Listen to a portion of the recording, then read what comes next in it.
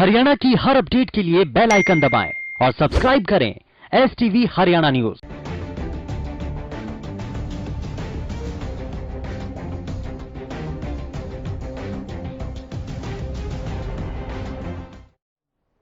नमस्कार, आपके साथ मैं हूं अनामिका अजय मिश्रा। पूरे देश में कोरोना संक्रमण के मामलों में लगातार इजाफा देखने को मिल रहा है, तो वहीं हरियाणा सरकार ने स्कूल खोलने का मन बना लिया है। इस पर विचार विमर्श किया है, लेकिन सरकार के इस फैसले का लगातार विरोध हो रहा है। रिपोर्ट देखिए।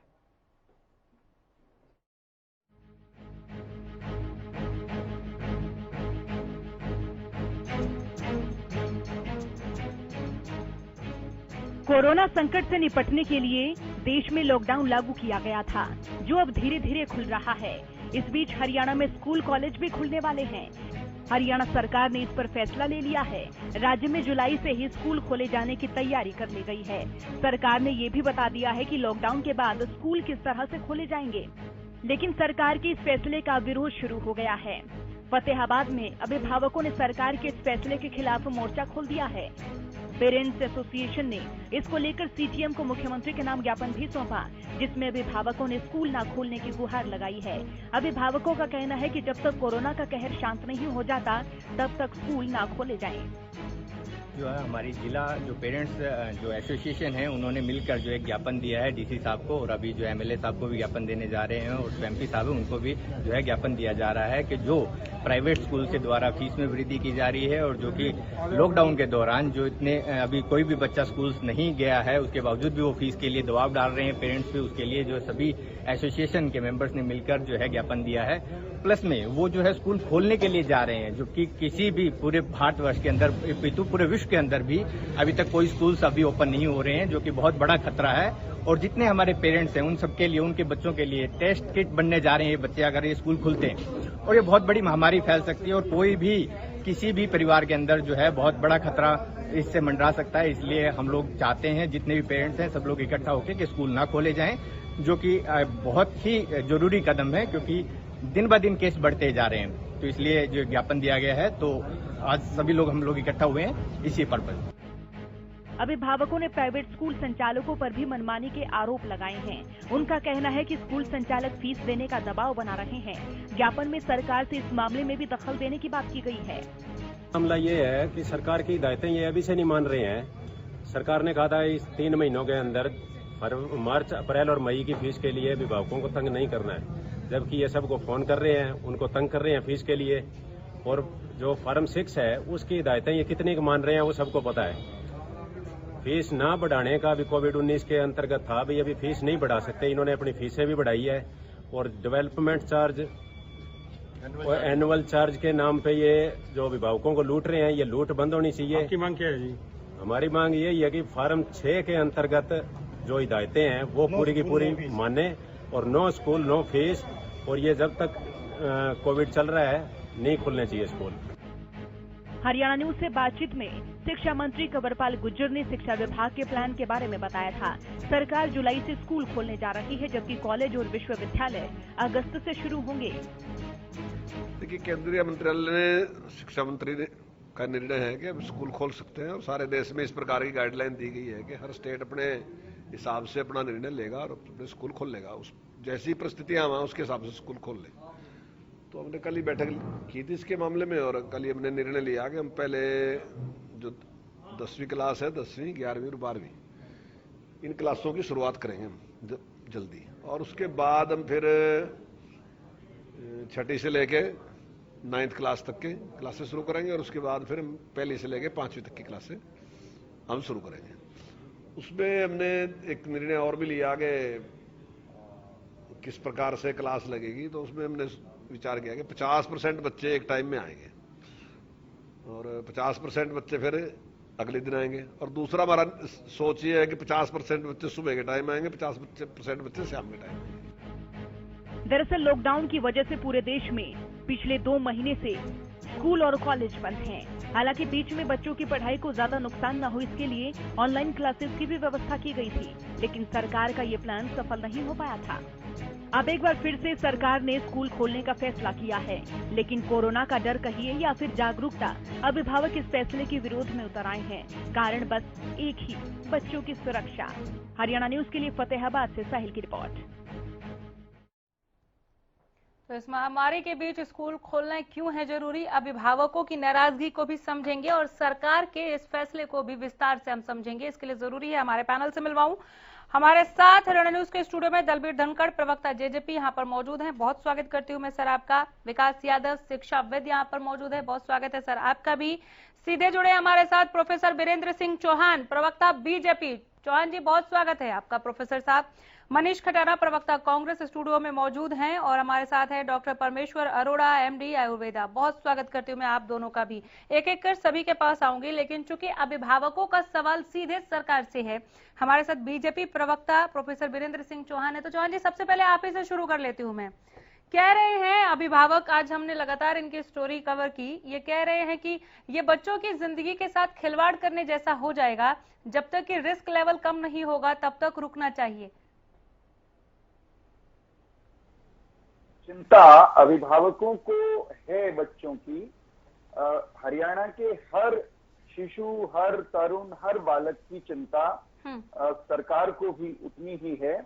और निश्चित रूप से स्कूल उस स्थिति में खोले जाएंगे, उस सूरत में खोले जाएंगे जब सरकार, सरकारी तंत्र और अभिभावक, हम सब का एक प्रकार से हम सब मिलकर इस बात को लेकर संतुष्ट होंगे कि विद्यालयों का खोलना वो किसी भी प्रकार से बच्चों के जीवन को रिस्क में डालने वाला नहीं है।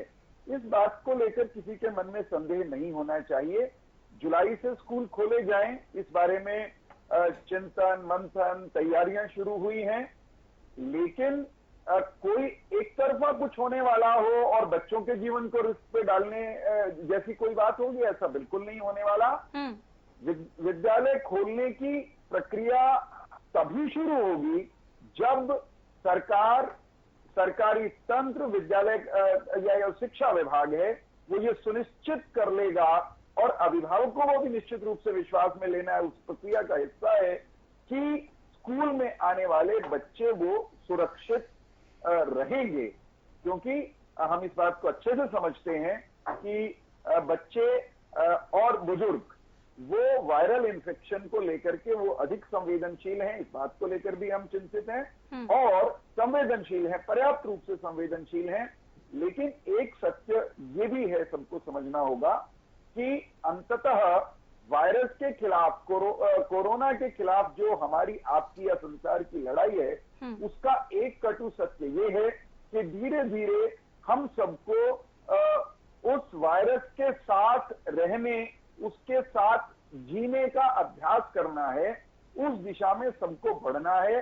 अनलिमिटेड लॉकडाउन, चाहे वो अर्थव्यवस्था का हो, चाहे वो स्कूलों का हो, चाहे वो दफ्तरों का हो, वो व्यावहारिक नहीं है, वो चल भी नहीं सकता।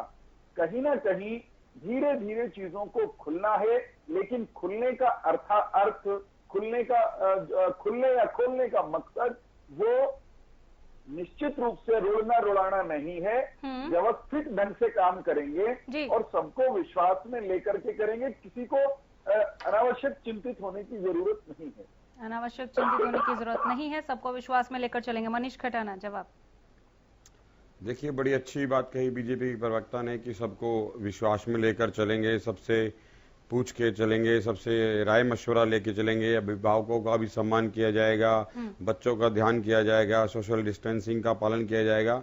लेकिन बातें अच्छी हैं। अगर सरकार इस संदर्भ में वास्तव में चिंतित है और इसी तरीके से काम करेगी तो वास्तव में किसी को दिक्कत नहीं है। लेकिन इनकी कथनी और करनी में बड़ा फर्क है, बहुत अंतर है। चाहे वो आज सोशल डिस्टेंसिंग आप हरियाणा के अंदर कहीं बाजारों को लेके ले लो, लॉकडाउन 4 में और 3 से जिस तरीके से, जो 1 और 2 में जिस तरीके से सतर्कता सरकार की, शासन प्रशासन सबकी देखने को मिली, वो आते आते लॉकडाउन 3 और 4 में बिल्कुल गुम हो गई, जिसका नतीजा, जिसका खामियाजा आज ये भुगतना पड़ रहा है कि आज अनलॉक 1 में जो केसेस, लॉकडाउन 4 में तो मुआवजा लगा, जुर्माना लगा दिया सरकार ने। नहीं, जुर्माना वो सब औपचारिकताएं रूप में थी, क्योंकि वो जो 1 और 2 में लोगों ने वास्तव में उसका महत्व को समझा, लोगों ने कोऑपरेट किया, और जो प्रशासन जो लगा हुआ था, जो डॉक्टर्स थे, नर्स थे, सोशल वर्कर थे, पुलिस थी, जो लोग जिन्होंने लोगों को रोका,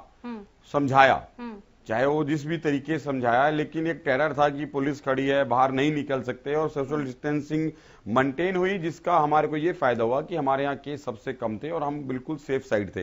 लेकिन जैसे ही संक्रमित डॉक्टर होने लगे, नर्स होने लगी, पुलिस वाले होने लग गए, जब उनको ही इलाज नहीं मिला, जब वो ही धक्के खाने लग गए, तो उनका मोटिवेशन जो लेवल था वो 0 हो गया, वो खुद पीछे हटने लगे। और धीरे धीरे लॉकडाउन 4 में ऐसा काम हुआ कि उन्होंने बिल्कुल पीछे हट गए, और जो ये 1 शुरू हुआ, आज देखिए जो हमारे गुड़गांव में 1, 2, 3 हम ये सुनते थे, आज 2 केस आए हैं, आज 1 आया है, कभी कभी तो 4-5 दिन ऐसा हुआ कि एक भी केस नहीं आया, जो सुन के बड़ा अच्छा था कि शायद ये खत्म हो जाएगा। लेकिन अनलॉक 1 में आप देखिए कि आज जो केस आ रहे हैं डेली 200, ये 4 दिन के केस तो नहीं है, ये लॉकडाउन 4 के केस है। लॉकडाउन 4 और 3 में जिस तरीके से सरकार ने अनियमितता बरती, जिस तरीके से सरकार सिर्फ और सिर्फ भाषणों पे रह गई, उसका खामियाजा आज हरियाणा की जनता भुगत रही है। स्कूल खुलने चाहिए जुलाई में या नहीं, अगर सब कुछ ठीक रहता है? देखिए सब कुछ ठीक रहता है तो हम भी पॉजिटिविटी की तरफ बढ़ना चाहते हैं। हम भी चाहते हैं कि स्कूल खुले, अगर माहौल अच्छा होता है, अगर केसेस बहुत कम हो जाते हैं। लेकिन जिस तरीके से आज जून 4-5 तारीख है, और जिस तरीके से 150, 250, 197, 177, 157 डेली ये केस आ रहे हैं, तो ऐसा लगता है कि 15, 20, 25 दिन में हम स्थिति को कंट्रोल कर लेंगे। और बच्चों को स्कूल भेजना, क्योंकि बच्चों में बड़ी चंचलता होती है, बच्चों को स्कूल भेजने के बाद इस चीज पर पेरेंट्स अपने घर नहीं बैठ सकते कि बच्चों ने वहां सोशल डिस्टेंसिंग मेंटेन की है, क्योंकि रिसर्च भी होती है। बच्चे तो बच्चे हैं, बच्चों को आप कितना भी समझाओ, ठीक है, घर में एक अलग बात है। आज बच्चे 2 महीने 2.5 महीने से जो बच्चे कह दें एकदम से स्कूल जाएंगे, तो सोशल डिस्टेंसिंग खराब हो जाएगी। ले लेती हूँ, फिर हमारे साथ 3 मेहमान और भी है। प्रोफेसर साहब, मुझे सिर्फ ये कहना है, हमारे मित्र ये कह रहे थे कि पहले चरण में, दूसरे चरण में लोगों ने कोऑपरेट किया, फिर लोग जो हैं वो पीछे हट गए। मैं ये बताना चाहता हूँ, लोग पीछे नहीं हटे। राजनीतिक एक क्षण रुकिएगा मित्र, आपसे नहीं बोला।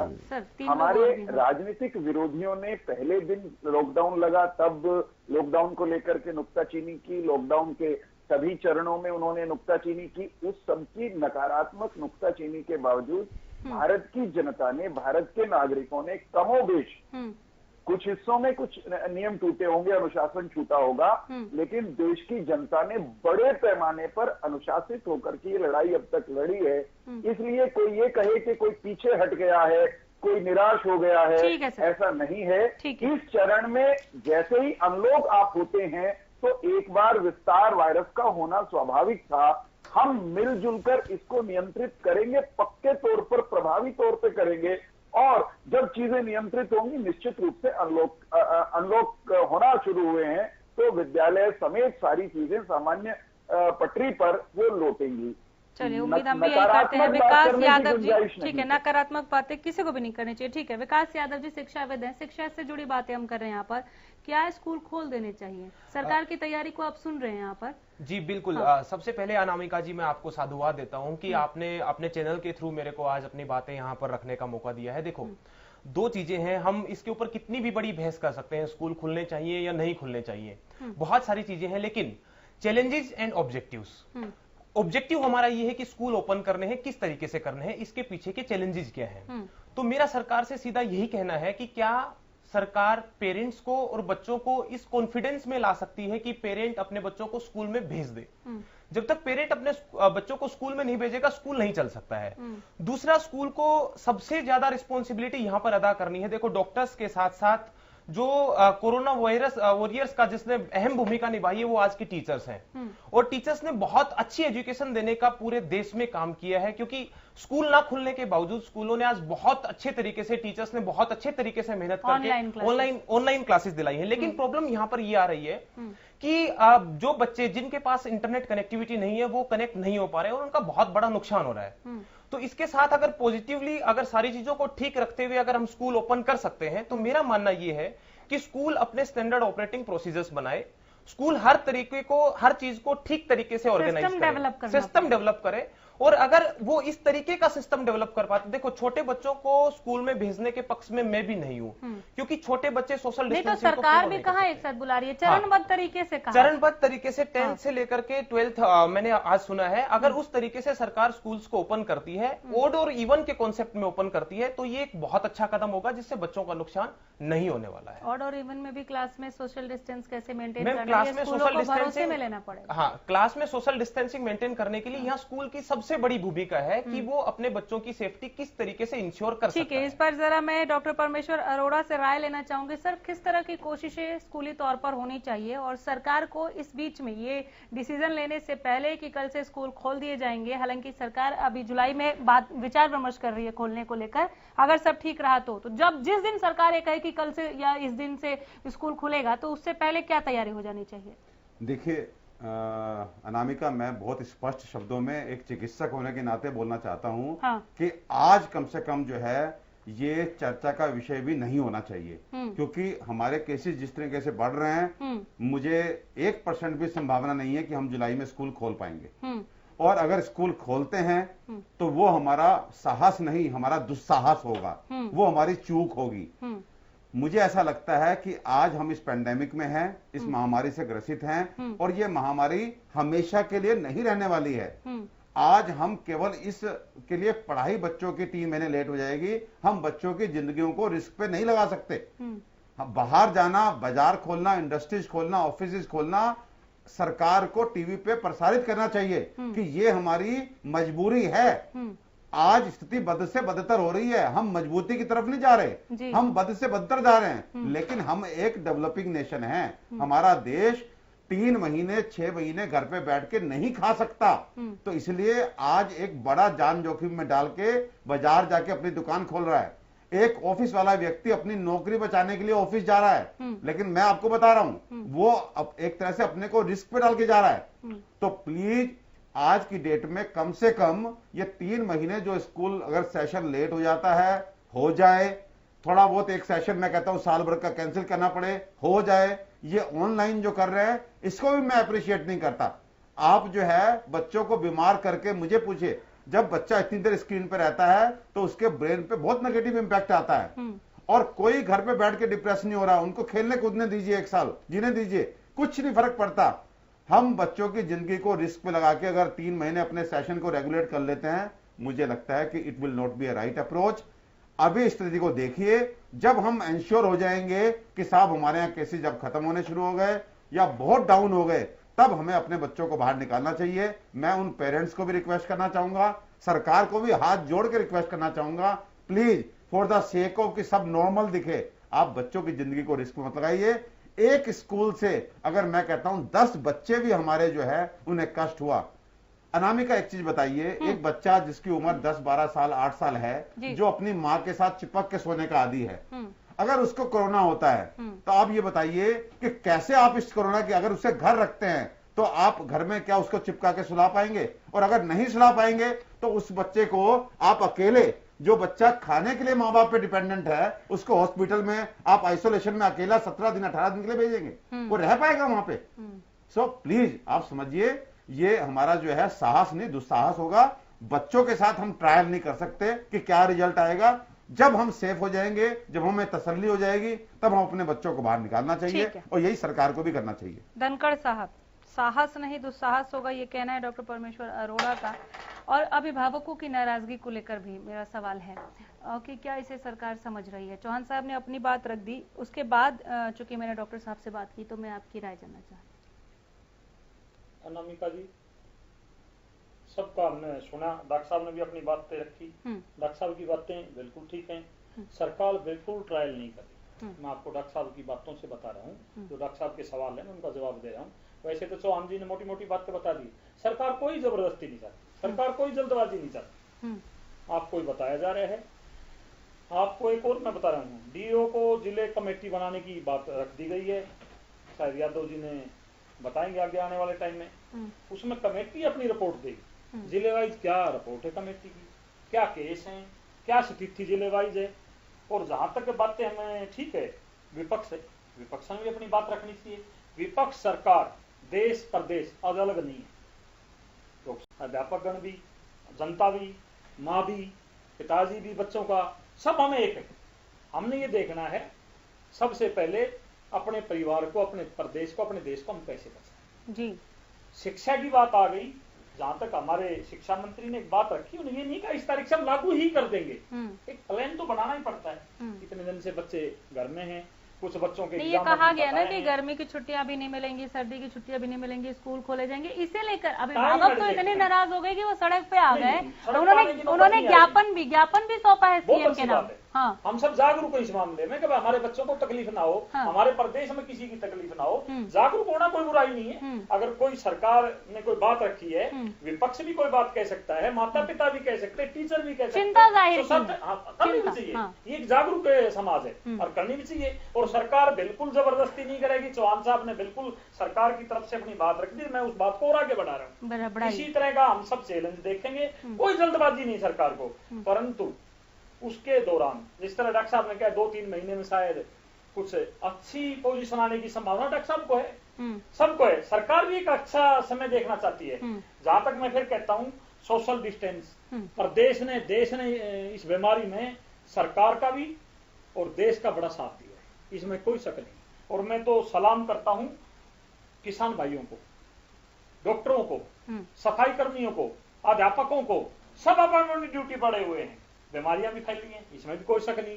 बहुतों ने अपनी जान भी देने का काम किया है, सब सामने आई बातें। दिन रात ना करके 14-14, 15-15 दिन घर ही नहीं गई माताएं, ऐसी देखी छोटे छोटे बच्चों को। तो उनको हमें जाया नहीं जाने देंगे। ये बिल्कुल नहीं करेंगे कि जबरदस्ती किसी को कुछ नहीं थोपेंगे, किसी तरह की कोई बात नहीं होगी। विपक्ष की भी बातें मानी जाएंगी, समाज की भी मानी जाएंगी, माँ बाप की भी मानी जाएंगी। आराम मानो स्वास्थ्य विभाग अपनी रिपोर्ट देगा, बिल्कुल मिलजुल के जो भी अच्छा रहेगा वही काम करेगा। आप ऐसे कह रहे हैं, लेकिन खटाना साहब का कहना है कि भरोसा नहीं है सरकार पर, कथनी और करनी मंतर वाले लोग हैं। विपक्ष की एक आधी बात तो ऐसी अच्छी लगती, कड़वी बातें भी थोड़ी सी होनी चाहिए। अच्छी बातें भी बहुत कही है, ऐसी बात नहीं, अच्छी बातें बहुत कही है। चौहान साहब हमारे देश ने चौहान साहब ने बहुत अच्छी बातें रखी है, सरकार की तरफ से बहुत अच्छी बात रही, मैं उनको आगे बढ़ा रहा हूँ। कोई जबरदस्ती किसी के साथ नहीं होगी, बिल्कुल सरकार कोई जल्दबाजी में नहीं है, ना जबरदस्ती के में। इस देश ने इस दुनिया को बहुत आगे पहुंचाना है। ये भारत की तरफ सारी दुनिया देख रही है। जिस तरह से भारत के लोगों ने माननीय प्रधानमंत्री के आह्वान पर सबने एक साथ होकर, विपक्ष ने, जनता ने, सबने एक होकर, अब ऐसा लग रहा है मेरे को तो बड़ा अच्छा भविष्य है इसमें हिंदुस्तान का। जो हमने 2 महीने बैठ के सोचने का काम किया, सरकारों ने भी सोचा, आने वाला भविष्य हो सकता है। मेरे को तो लगता है ऐसा है। डॉक्टर साहब यहाँ बैठे हुए हैं, अध्यापक यहाँ बैठे हैं, शायद दुनिया में हमारा सिक्का जमेगा, आने वाले टाइम हिंदुस्तान का होगा। ऐसा मैं नहीं, शायद सबको ये बातें लग रही होंगी। अब हमारा हिंदुस्तान जो आबादी के हिसाब से बहुत ज्यादा होती जा रही आबादी, सबसे पता है, सबने पता, उसका यूज होएगा। यूज कैसे होगा? जैसे चाइना ने 40 साल पहले जो काम किया था, चाइना से सबकी आप नजरें किस तरह की दुनिया की, सबको पता है। हिंदुस्तान ने हमेशा सबकी मदद की है, पूरी दुनिया की मदद की है। खुद भूखे रह के दूसरे की मदद करना चाहते हैं। हाँ। अपने फायदे के लिए किसी का हिंदुस्तान कभी नुकसान आज तक ना किया है, ना कभी करेगा। तो हिंदुस्तान का भविष्य बहुत अच्छा है। मैं तो जिस तरह से विपक्ष ने, देश के नागरिकों ने, सबने मिलकर इस देश का साथ दिया है, इसी तरह देखते रहिए। मेरे ख्याल से कोई दिक्कत ही नहीं रहेगी इस देश में। इनकी बात पे खटाना साहब, ब्रेक के बाद मैं आपका रिएक्शन लूंगी, लेकिन प्रोफेसर साहब बार बार कुछ बोलना चाह रहे थे, आप मुस्कुरा रहे थे जब आप सुनते हुए। हाँ, मैं बहुत विनम्रता से ये कहना चाह रहा था, डॉक्टर परमेश्वर जी की बात पर टिप्पणी करना चाहूंगा कि केवल भारत विकासशील देश है इसलिए हम 3 महीने घर बैठकर नहीं खा सकते। केवल भारत की बात नहीं है, विश्व की सबसे बड़ी ताकतवर अर्थव्यवस्था कहलाने वाला अमेरिका, वो भी जितने दिन हम लॉकडाउन करके कोरोना से लड़ रहे हैं अभी तक, उसका भी साहस नहीं हुआ इतने दिन तक लॉकडाउन में रहने का या उस मात्रा में करने का। हमने अपने बचाव में बहुत पुख्ता उपाय किए हैं। कोई भी, चाहे कितनी भी बड़ी ताकतवर व्यवस्था क्यों ना हो, अनंत काल तक लॉकडाउन नहीं हो सकता। दूसरा ये डॉक्टर परमेश्वर जी को मैं कहना चाहूंगा, उन्होंने एक शब्द प्रयोग किया कि नॉर्मल दिखाने के लिए स्कूल खोलना। नहीं साहब, नॉर्मल दिखाने के लिए स्कूल नहीं खोले जाएंगे, किसी पर बच्चों को प्रयोगशाला बनाने के लिए स्कूल नहीं खोले जाएंगे। स्कूल या अर्थव्यवस्था को हम खोल रहे हैं क्योंकि अंततः जीवन को सामान्य की तरफ लेकर ही जाना है। और जब हम सामान्य की तरफ लेकर बढ़ेंगे तो उसमें भी पहली प्रायोरिटी, पहला पैमाना यही रहेगा कि सब सुरक्षित हों, कुछ भी खुलना वो किसी के लिए भी, बच्चों के लिए भी, बड़ों के लिए भी वो खतरे का सबब न बने, इसकी हमको चिंता है। व्यवस्थाएं खड़ी करेंगे, जैसी बात कही हमारे शिक्षाविद मित्र ने कि एसओपीज हमको बनाने पड़ेंगे। कोरोना के बाद का संसार कोरोना से पहले के संसार से बिल्कुल भिन्न होगा। कोरोना के दौरान का संसार पहले की व्यवस्थाओं से बिल्कुल भिन्न है। नए नए सिस्टम हमको खड़े करने ही हैं और उन नए व्यवस्थाओं के बीच में जीने का अभ्यास सबको करना है। उस दिशा में सब तैयारी कर रहे हैं। विपक्ष के मित्रों से भी सुझाव आमंत्रित हैं, वे कोरी राजनीति करने के बजाय कंस्ट्रक्टिव सजेशंस दें। लगातार सुझाव लेने के दरवाजे खुले हुए हैं। राजनीति करने के अवसर बहुत बाद में आ जाएंगे। अभी तो इस घर पर जो संकट आया, अपने कुंबे पर, अपने परिवार, प्रदेश, देश पर जो संकट आया है, इससे निपटने में सकारात्मक रचनात्मक सुझाव आप दीजिए। उन सुझावों पर अब तक भी सरकार ने विचार किया है, आगे भी करेगी। और फिर दोहराऊंगा कि जो हमारे अभिभावक हैं, प्रदेश की सरकार भी हर बच्चे की अभिभावक है। सरकार के लिए हर बालक, हर बच्चा, हर हरियाणवी का बेटा बिटिया वो हमारी अपने बच्चे बच्चियां हैं। उनको लेकर माता पिता जितनी चिंता या उनसे भी अधिक चिंता संवेदनशील होकर हम करेंगे। किसी को खतरे में डालने या डलने देने का सवाल ही पैदा नहीं होता। विश्वास के साथ आगे बढ़ेंगे, सबको विश्वास में लेते हुए आगे बढ़ेंगे। यकीन मानिए ऐसा ही होगा। चलिए, लगातार ब्रेक की कमांड मिल रही है, तो खटाना साहब ब्रेक के बाद मैं आपके पास आऊंगी, लेकिन जैसे चौहान साहब ने कहा कि कोरी राजनीति तो बिल्कुल भी नहीं करनी चाहिए, तो क्या स्कूल खोले जाने को लेकर सरकार प्रयासरत, विपक्ष राजनीति कर रहा है क्या? और अभिभावकों की चिंता को भी हम समझेंगे शिक्षाविद से। एक छोटा सा ब्रेक।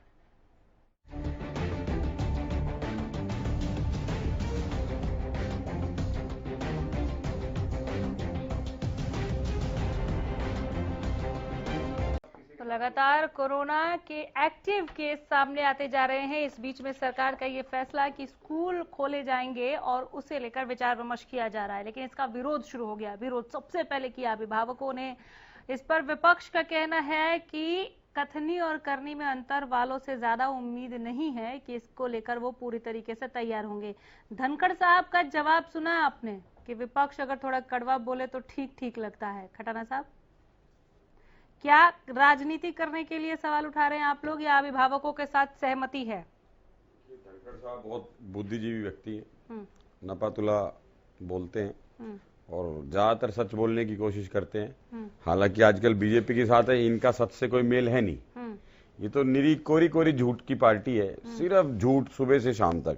मेरे भाई प्रोफेसर साहब देने की, लेकिन डाल आपने चौहान जी के पाले में दिया। मेरे भाई प्रोफेसर साहब बहुत समझदार व्यक्ति हैं, जो मेरे से कह रहे राजनीतिक विरोधी, नुक्ताचीनी, कोरी राजनीति। इसमें राजनीति जब से देखो, आज पूरा देश प्रदेश आज संकट में है।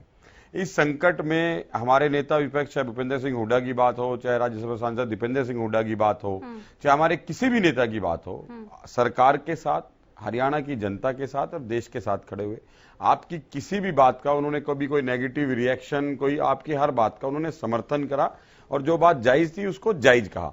लेकिन जो बात नाजायज होंगी, जो बात गलत होंगी, अगर हम उसका विरोध करते हैं इसमें नाजायज क्या है? मैं बताता हूं अभी। तो अगर हम किसी भी बात का विरोध करते हैं तो इनके पास बहुत सुंदर से 3 शब्द हैं कि ये विपक्ष है, इनको राजनीति करनी है या इन्होंने यही करना है। भैया, राजनीति से ऊपर हटकर भी कुछ चीजें होती हैं और आज देश जिस संकट में है, आज प्रदेश जिस संकट में ढूंढ रहा है, ये राजनीति से ऊपर उठकर बात करने की बात है।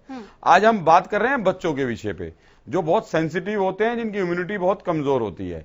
ये सारा जो गेम है, ये सारा गेम ही इम्यूनिटी के बेस पे चल रहा है। जो भी आपका कोरोना चल रहा है, इस कोरोना में आप क्या दवाई, क्या मेडिसिन, वो पूरा देश, प्रदेश और पूरा विश्व जानता है।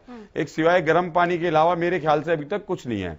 अगर जरूरत पड़ती है, अगर किसी को ज्यादा दिक्कत होती है तो उसको वेंटिलेटर की आवश्यकता पड़ती है, क्योंकि सांस लेने की तकलीफ इस बीमारी में होती है। और कितने वेंटिलेटर सरकार ने आज तक खरीदे हैं, कितने हॉस्पिटल में वेंटिलेटर उपलब्ध हुए हैं, उसका आज तक कोई भी डाटा ना तो सरकार के पास है, ना ही किसी हॉस्पिटल ने आज तक दिया है। लेकिन एक डाटा जरूर हो जाता है, जो डाटा ये लोग कह भी रहे हैं कि ये छुपा रहे हैं, केस बढ़ रहे हैं, पहले जहां 2 थे अब 150 200 आने लग गए।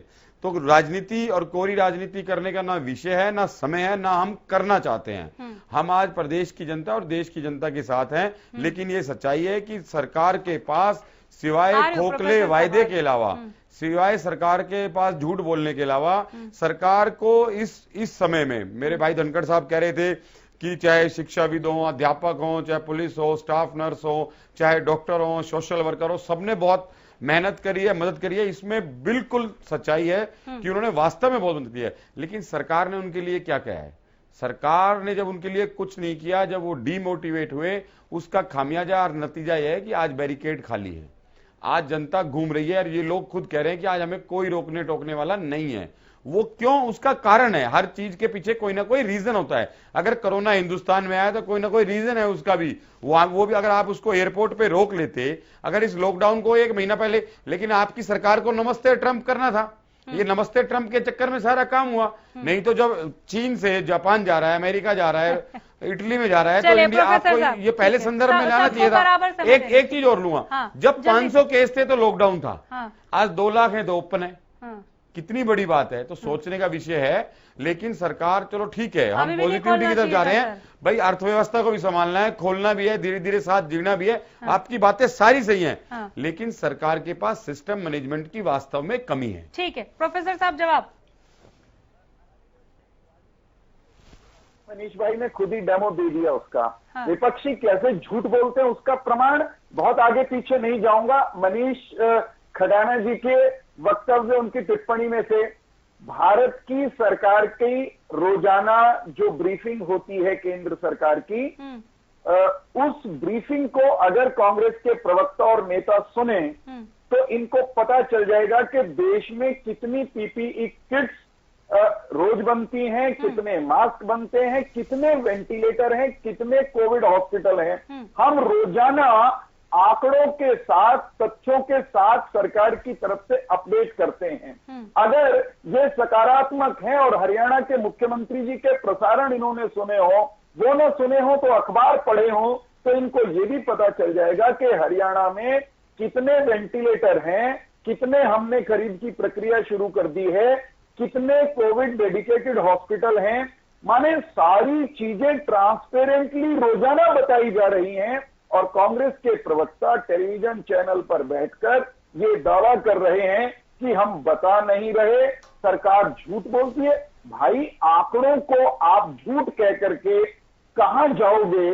फंसते हो खुद कुचक्र में। आप उस पार्टी के प्रवक्ता हो मनीष भाई, जिन्होंने उत्तर प्रदेश के श्रमिकों की सहानुभूति लेने के लिए 1000 बसों की बात की और बसों के नाम पर आपने लिस्ट भेज दी, स्कूटर, ऑटो, मेटाडोर, मोपेड, उनकी। तो झूठा कौन? कांग्रेस पार्टी, कांग्रेस की टॉप लीडरशिप, जो कि ऑफिशियली प्रूव हुई है, और जो सरकार तथ्य आंकड़े हर दिन ट्रांसपेरेंटली लोगों के सामने रख रही है, आप उनको स्वीकार करने के लिए तैयार नहीं है। कथनी करनी में अंतर का सवाल उठाइए, आपका हक है, लेकिन आंकड़ों के साथ आइए, तथ्य और सत्य के साथ आइए। अगर आप हरियाणा की जनता के साथ हो तो कम से कम अपनी लीडरशिप, आपकी लीडरशिप ने जिस तरह की नकली फर्जी बातें पिछले कुछ दिनों में की है, तो जरा साहस दिखाइए ना यहाँ स्वीकार करने का कि आप सच के बड़े भारी पैरोकार हैं। कौन थे वो लोग जिन्होंने नकली नंबर, नकली दस्तावेज बसों के नाम पर जमा कराए सरकारी दफ्तरों में? आप ही की पार्टी की लीडरशिप की ना, माफी मांगी आपने देश से क्या? ठीक है। और इस झूठ के लिए आप माफी मांगिए कि सरकार में कितने वेंटिलेटर हैं, कितने, और हमारी तैयारी उसके आंकड़े आज तक नहीं दिए। हर रोज दे रहे हैं, हर रोज अपडेट कर रहे हैं। जो आपने कही उसी पर मनीष भाई, आपने कहा कि जब कम केस थे तो लॉकडाउन था, अब बढ़ गए हैं तो हमने लॉकडाउन को अनलॉक की तरफ भारत को लेके जा रहे हैं। साहब, जब हम लॉकडाउन की तरफ जा रहे थे तब भी आपको दर्द हो रहा था, जब लॉकडाउन को बढ़ाया जा रहा था तब भी आपको पीड़ा थी, अब अनलॉक कर रहे हैं तो भी आपको दर्द है। आपको समस्या से नहीं है, आपको समस्या सरकार से है। ये सरकार वास्तविकता की सरकार है, लोगों की चुनी हुई सरकार है। आपके उसको नकारने से कुछ होता नहीं। आप तथ्यों को नकारेंगे, झूठ बोलेंगे, उससे सरकार का अस्तित्व थोड़ी संकट में पड़ेगा।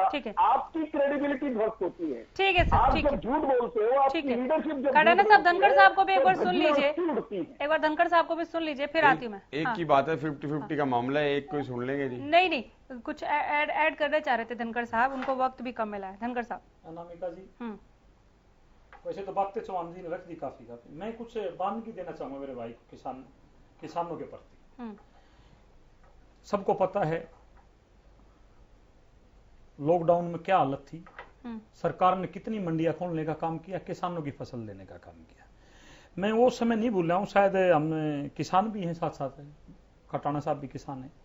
कांग्रेस के समय में ये समय होता था, सरकार के रेट फसलों के ऐसे होते थे, जमींदारों को बाहर बेचने की नौबत तक आ जाती थी।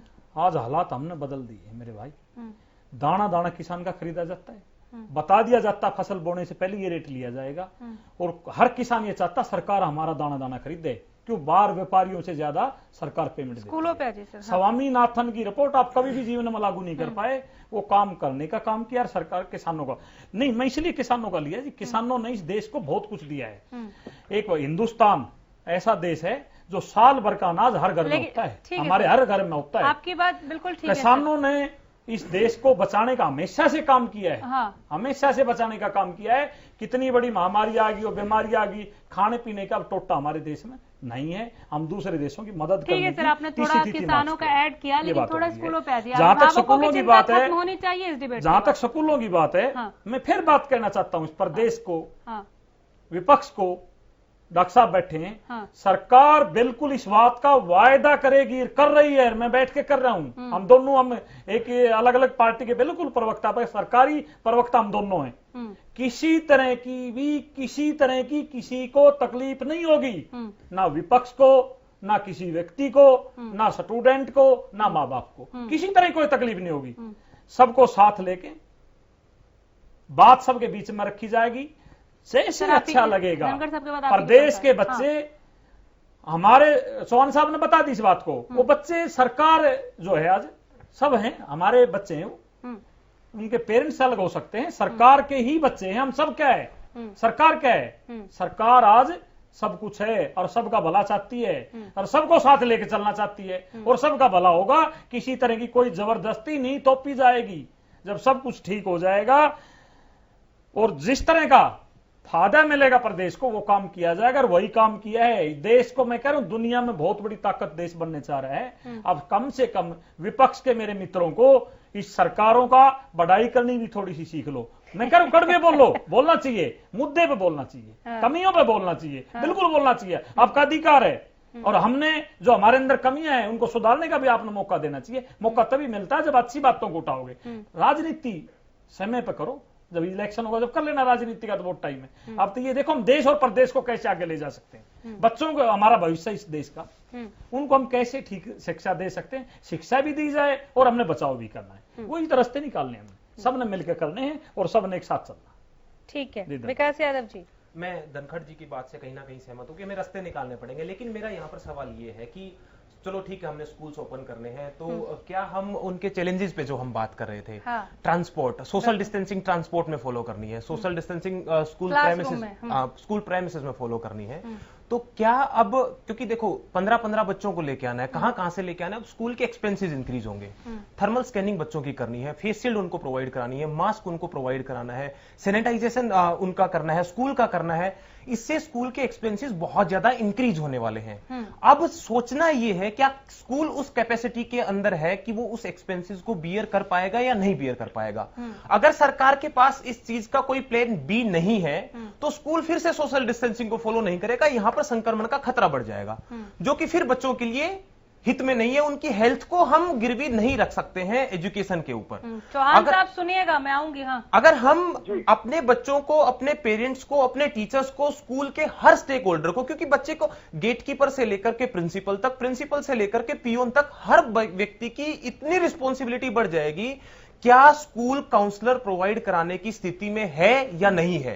क्या हमारे राज्य में उतने काउंसलर हैं जो हर बच्चे को काउंसलिंग करा पाए, हर उस स्टेक होल्डर की काउंसलिंग करा पाए जिससे उसके मन में वो फियर ना हो स्कूल आने का? तो जब तक उस बच्चे के मन से वो फियर नहीं निकाला जाएगा, जब तक ये सारी तैयारियां नहीं करी जाएंगी, जब तक मुझे लगता है कि कहीं ना कहीं अगर इसके अंदर चूक रहती है तो संक्रमण बढ़ सकता है, फिर से स्कूलों को बंद करना पड़ेगा जिसका फायदा नहीं मिलेगा। तो मेरा एक शिक्षाविद होने के नाते, क्योंकि देखो अभिभावक बहुत सारे ये बोलते हैं कि छोटे बच्चों को स्कूल भेजना ज्यादा अनिवार्य नहीं है, और मुझे भी कहीं ना कहीं ये लगता है जब एक बच्चा ऑनलाइन एजुकेशन ले सकता है या वो नहीं लेगा तो भी कोई फर्क नहीं पड़ेगा, लेकिन जो बच्चा बोर्ड क्लासेस में है जिसका करियर आगे स्टार्ट होने वाला है, क्या गवर्नमेंट के पास ऐसा प्लान है अगर स्कूल ओपन होते हैं या नहीं होते हैं तो उस बच्चे का क्या होने वाला है, उस बच्चे की नौकरी का क्या होने वाला है जिसके लिए वो अप्लाई करना चाहता है, जिसके लिए उसने 12 साल तैयारी करी है? क्या गवर्नमेंट या सीबीएसई बोर्ड या हरियाणा बोर्ड, कोई भी स्टेट बोर्ड इस चीज के लिए तैयार है कि कितना सिलेबस मेरे बच्चे को पढ़ाया जाएगा, कितना? क्योंकि सीबीएसई का सर्कुलर अभी आया है हमारे पास कि कुछ सिलेबस को रिड्यूस करना है, तो उस रिड्यूस किए हुए सिलेबस से आगे के जितने भी एग्जाम्स होंगे वो सारे प्लान होंगे या नहीं होंगे? तो बहुत सारी यहां पर बातें हैं जो गवर्नमेंट को देखनी, क्योंकि ये सारे चैलेंजेस जब तक कवर अप नहीं होंगे, सभी के एसओपीज नहीं बनेंगे, जब तक स्टैंडर्ड ऑपरेटिंग प्रोसीजर एक गेटमैन को भी मालूम होना चाहिए कि कोविड से कैसे बचा जाना है, बिल्कुल, तो ही स्कूल्स को ओपन किया जाना। ठीक है, डॉक्टर परमेश्वर से जरा मैं सहमति ले लूं, फिर मैं चौहान जी से जवाब लेती हूँ। डॉक्टर परमेश्वर, जितनी भी तैयारियों का जिक्र विकास यादव ने किया, ये तो बिल्कुल जरूरी है, अवश्यम भावी। देखिए, मैं इस बात से खुश हूं कि सरकार भी यही कह रही है कि हम डेफिनेटली रिस्क पे नहीं जाएंगे, हम राय लेंगे, कमेटी बनाएंगे, बातचीत करनी पड़ती है तो बस ये बातचीत करते रहिए, लेकिन मैं फिर कह रहा हूं कि हमें अति साहसी नहीं बनना है, हमें बच्चों पे ट्रायल नहीं करना है। जब, और मैं एक चिकित्सक होने के नाते आपको ये एश्योरेंस देना चाहता हूं, एक सकारात्मक व्यक्ति होने के नाते आपको ये एक ढाढ़स बांधना चाहता हूं कि ये पेंडेमिक हमेशा नहीं रहने वाला। हमें अपनी जिंदगी को कम से कम आर्थिक मोर्चे पे तो हम मजबूर हैं। देखिए, कहने की बात है कि हाँ, हम ऐसी बात नहीं है कि हम घर पे रह के खा सकते हैं, क्या स्थिति है वो आपको मालूम नहीं है। घर में लोगों के पास पैसा खत्म हो चुका है, नॉर्मल राशन लाने के लिए, दवा लाने के लिए, बेसिक नीड को पूरा करने के लिए लोग परेशान हैं।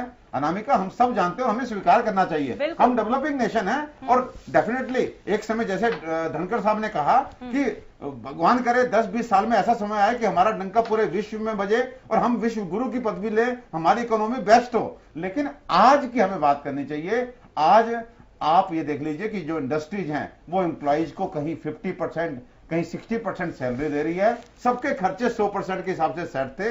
जब उनको आधी सैलरी मिलती है तो दिक्कत आती है, और इंडस्ट्री, जो इंडस्ट्रियलिस्ट है वो भी अपनी जगह सही है, वो कहां से दे, उसका इनपुट बंद हो गया, तो सब लोग मजबूर हैं। तो मुझे लगता है कि इस समय सबको साथ मिलकर करना है। पूरे जो हमारे चिकित्सकों ने बताए हैं, सरकार ने बताए हैं, मीडिया ने बताए हैं, सभी सावधानियों को बरतते हुए बड़े लोग बाहर निकलें। भगवान करे अगले 3 महीने में स्थितियां अच्छी हो जाएं, सब अच्छा हो जाएगा तो बच्चे भी जाएंगे, लेकिन रिस्क हमको नहीं लेना चाहिए। कम से कम अननेसेसरी चीजों के, जो बहुत असेंशियल नहीं है, जिन्हें हम थोड़ा सा अवॉइड कर सकते हैं। एक तरफ अगर मेरे बच्चे की जान रिस्क पे है तो एक मैं डॉक्टर भी हूं लेकिन अभिभावक भी हूं, शायद मुझे अपने बच्चे को 3 महीना घर बिठाना अच्छा है कि 1 साल बाद वो इंजीनियरिंग में सिलेक्ट हो जाएगा, मेडिकल में सिलेक्ट हो जाएगा, लेकिन रिस्क लेना शायद मुझे नहीं भाएगा और मैं समझता हूं किसी भी पेरेंट को नहीं भाएगा। अगर अनामिका एक क्लास 100 बच्चों की है, अगर एक बच्चे की भी कुछ घटना घट जाती है तो मैं कहता हूं हम अपने को माफ नहीं कर पाएंगे, हमें बिल्कुल अच्छा नहीं लगेगा। तो ये रिस्क हम नहीं ले सकते। और जिस अनुशासन की उम्मीद हम जवान से नहीं कर पा रहे, जो समझदार हैं, जो कहते हैं हम घर चलाते हैं, आज वो सोशल डिस्टेंसिंग मेंटेन नहीं कर रहे। वो मास्क को उन्होंने कार की बेल्ट बना दिया है कि चालान कट जाएगा इसलिए लगाते हैं, जैसे ही वो हेलमेट बना दिया उनको कि नहीं इसलिए हेलमेट पहनना है कि चालान कट जाएगा। तो जब हम युवा पीढ़ी नहीं सुधर रहे हैं तो वो चंचल मन वाले बच्चे, वो तो वहां स्कूल में ना मास्क एक्सचेंज करेंगे, तेरा मास्क मैं लगा लूं, सुंदर लग रहा है मेरा मास्क, प्लीज। मतलब बच्चे जो हैं बच्चे हैं, उनसे बहुत बड़ी जिम्मेदारी की उम्मीद ना करें। बच्चे देखिए जब साथ मिलते हैं तो सब भूल जाते हैं। तो मुझे लगता है ध्यान से सब अच्छा हो जाएगा, सकारात्मक रहिए। ये नॉन एसेंशियल एक्टिविटी है।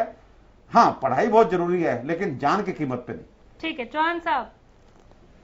देखिए, मैं डॉक्टर साहब से काफी हद तक सहमत हूं और असहमति की कोई वजह नहीं है।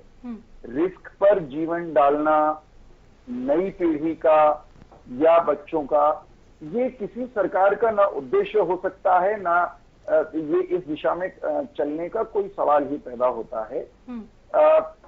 प्रश्न, बड़ा प्रश्न या बड़े प्रश्न वही हैं जो यादव साहब ने उठाए हैं कि नई व्यवस्था में, नए हालात में स्कूल खोलने की दिशा में जब हम बढ़ रहे हैं या उस दिशा में सोच रहे हैं, तो उसके जो स्टैंडर्ड ऑपरेटिंग प्रोसीजर्स तय होने हैं या जिस तरह का स्वभाव और संस्कार हमें बड़ों का, यानी स्कूल संचालन की प्रक्रिया में जो बड़े भी शामिल हैं, शिक्षक हैं, स्टाफ के दूसरे मेंबर्स हैं, चालक से लेकर गेटकीपर तक, लेबोरेटरी का अटेंडेंट से लेकर क्लासरूम में पढ़ाने वाले अध्यापक तक, इन सबके भी संस्कार और स्वभाव में आमूलचूल बदलाव लाने की जरूरत है। और बच्चे तो उसके बहुत बाद आते हैं, तो इन सारी प्रक्रियाओं को अंततः हमको करना ही है और इसकी शुरुआत कहीं से होगी। इसको अनंत काल तक, for endless period of time, हम टाल नहीं सकते हैं। विकास यादव ने सरकार से प्लान बी भी पूछा है कि जो खर्चा आएगा उसको कौन बियर करेगा अगर स्कूल मना कर दे। जब आप ये करेंगे कि आप स्कूल खोलने की तरफ बढ़ रहे हैं और बढ़ रहे हैं और उसके कारण से जो उसकी जो इम्प्लीकेशंस आएंगी, तो निश्चित रूप से जो सरकार स्कूल खोलने की योजना इसलिए बना रही है क्योंकि बच्चों के भविष्य, उनकी पढ़ाई को लेकर के चिंतित है, वही सरकार इस प्रक्रिया पर भी के खर्चे जो बढ़ेंगे उनको कैसे मीट आउट किया जाएगा, उसको कैसे कौन शेयर करेगा, कौन बियर करेगा, इस पर भी वो सरकार चिंता करेगी, निश्चित रूप से करेगी। खत्म करना है, 10 सेकंड का एक फाइनल कमेंट ले लेते हैं पठाना साहब। देखिए 10 सेकंड में थोड़ा सा समय चाहिएगा क्योंकि प्रोफेसर साहब की बात रह गई थी। उन्होंने आंकड़े की और तथ्य की बात करी थी, तो आंकड़े तो आदरणीय प्रधानमंत्री जी ने 20 लाख करोड़ का दिया, लेकिन वो आंकड़ा आज तक किसी के समझ में नहीं आया। तो आंकड़े में आपकी सरकार का कोई मुकाबला नहीं है। और मुख्यमंत्री की प्रसारण की बात और आदरणीय प्रधानमंत्री जी की मन की बात पूरा देश सुनता है। वास्तविकता की सरकार की आप बात करते हैं और जो बात आप कर रहे थे ना कि दर्द हो रहा है, पीड़ा हो रही है आपको, हमें वास्तव में पीड़ा हो रही थी जब यहां से मजदूर और श्रमिक जो 700,000 किलोमीटर पैदल जा रहे थे, जिनके 2-2 साल के बच्चे बेचारे घसीटते जा रहे थे, पीड़ा हो रही थी। और जिन बसों की अब बात आपने करी, मैं वो भी क्लियर कर दूं कि अल्फाबेटिक मिस्टेक में जो आपने जो मीडिया में और जो आपने सोशल मीडिया पे जिस तरीके से आपने ये प्रचार करा, जिस तरीके से आपको तकलीफ हुई, जब रैलियों में बसें जाती हैं तो उनका परमिट चेक नहीं करते, लेकिन अब ये उनका परमिट चेक कर रहे थे जब श्रमिक उनमें बैठ के जा रहे थे। खत्म हो गया 10 सेकंड। हाँ, चौहान साहब आ रहे हो, फाइनल कमेंट के लिए आप ही के पास होंगे। हाँ, सब पैनल को और प्रदेशवासियों को एक बात बताना चाहता हूँ, बड़े जिम्मेवारी से मैं ये बताना चाह रहा हूँ, सरकार कोई एक्सपेरिमेंट नहीं कर रही। सरकार की जवाबदेही है, ना कोई रिस्क लेगी सरकार, किसी तरह का कोई रिस्क सरकार नहीं लेगी। बिल्कुल जो सटीक चीज होगी उसको लागू करेगी, सबकी सहमति से करेगी, चाहे पक्ष है, चाहे विपक्ष है, चाहे डॉक्टर हैं, चाहे अध्यापक हैं, पेरेंट्स हैं, सबकी सहमति से होगा। पर देश का भला करेंगे, देश का भला करेंगे, करते आए करते रहेंगे। उम्मीद भी लोग यही करते हैं। यादव जी, मेरा ये मानना है कि अगर सरकार के पास सारे प्लान्स हैं और अगर पॉजिटिव रहकर के स्कूल्स को ओपन किया जा सकता है बच्चों के फ्यूचर्स के लिए और बच्चों के स्वास्थ्य को ध्यान में रखते हुए, तो मुझे लगता है कि स्कूल्स को ओपन। डॉक्टर साहब बिल्कुल, देखिए जैसे सब लोग कह रहे हैं कि हमें जल्दबाजी नहीं करनी है और पूरे एहतियात बरतते हुए जब हम कॉन्फिडेंट हो जाएंगे कि हमारे बच्चे सेफ हैं, तब हमें जो आगे बढ़ना चाहिए। बिल्कुल, सेशन 3 महीने लेट होता हो, 6 महीने लेट होता हो, मुझे लगता है कि उससे ये हम पेंडेमिक में है अनामिका, हमें मानना चाहिए ये 100 साल बाद एक महामारी हमारे यहाँ आई है। चूक सरकार से भी हो सकती है, किसी से भी हो सकती है, और इतनी तैयारी किसी कंट्री की नहीं होती, अमेरिका की नहीं थी। तो हम तो इतने डेंसली पॉपुलेटेड देश हैं, तो मुझे लगता है कि इस समय सच्चाई के साथ आगे बढ़िए और सब अच्छा हो जाएगा। कुछ महीने में ही सब फिर से बहुत बढ़िया हो जाएगा। ठीक है, चौहान साहब फाइनल कमेंट जल्दी से। एहतियात के साथ आगे बढ़ेंगे, सबको साथ में लेकर, विश्वास में लेकर चलेंगे। पेंडेमिक है लेकिन पैनिक ना होंगे, ना होने देंगे। और प्रतिपक्ष को फिर कहूंगा कि सियासत छोड़कर इस समय देश और समाज का कोरोना से लड़ने का जो साहस का मूड है, जो संस्कार बन रहा है, उस संस्कार को पकने में मदद करें, सियासत करने के अवसर बहुत आएंगे। चलिए, और आप जितनी हल्की बातें कर रहे हो उतना बेनकाब हो रहे हो, इस बात को समझना चाहिए। हमारे रोजगार देने वाले 15 लाख मुझे ये समझ में आ रहा है कि जो दर्शक हमें देख रहे हैं उनमें जितने भी अभिभावक हैं उन्होंने एक राहत की सांस तो ली होगी कि सरकार खोलने जा रही है स्कूल, ये आदेश नहीं है बल्कि इस पर अभी मंथन चल रहा है और शिक्षाविद जो यहाँ पर सुझा रहे हैं उनको भी सरकार सुन रही है, वो डॉक्टर्स को भी सुन रही है। डॉक्टर परमेश्वर के सुझाव का भी सरकार ने यहाँ पर बैठकर बीजेपी और जेजेपी प्रवक्ता ने स्वागत किया कि बिना मंथन के कोई भी फैसला थोपा नहीं जाएगा। तो ये एक कोशिश थी इस डिबेट के जरिए अभिभावकों तक बात पहुंचाने की कि सरकार आंखें मूंद कर कोई फैसला नहीं ले रही है। दूसरी तरफ अगर आपको लगता है कि कहीं कोई चूक हो रहा है तो विपक्ष भी तैनात खड़ा है सरकार से जवाब तलब करने के लिए। बहुत शुक्रिया चौहान जी। अभिभावकों तक एक मैसेज पहुंचा कि वो पैनिक ना हो, बेशक ये पेंडेमिक है लेकिन सिस्टम में सुधार के साथ ही आगे बढ़ा जाएगा। इसके साथ ही मैं आप सबका बहुत शुक्रिया करती हूँ यहाँ पर आने के लिए और इस डिबेट का हिस्सा बनने के लिए। देखते रहिए हरियाणा न्यूज। नमस्कार।